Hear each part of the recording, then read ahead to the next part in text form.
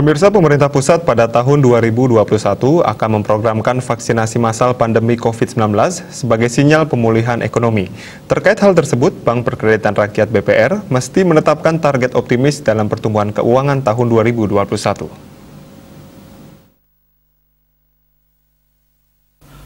Ketua DPD Perbarindo Bali Ketut Wiracana mengungkapkan pada tahun 2020 pertumbuhan ekonomi Bali sempat sampai minus 12%.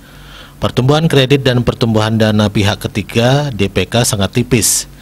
Ini terjadi karena masyarakat dan sektor usaha mikro kecil dan menengah UMKM terimbas pandemi COVID-19.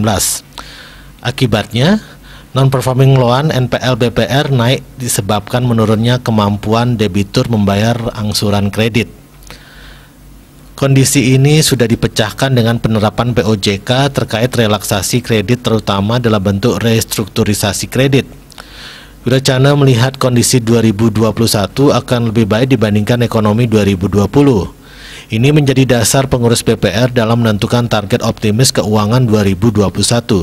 Sebab langkah pemerintah dalam menangani pandemi COVID-19 akan meningkatkan ekonomi Indonesia tahun ini. Indonesia juga akan membuka perdagangan dengan Rusia, Tiongkok, Vietnam, dan lainnya.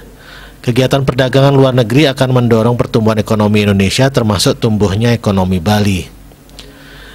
Direktur Utama salah satu BPR ini meyakinkan perdagangan ke Tiongkok, Vietnam, dan negara lainnya akan mendorong pertumbuhan ekonomi. Penerapan target pertumbuhan BPR optimis dan tidak muluk-muluk.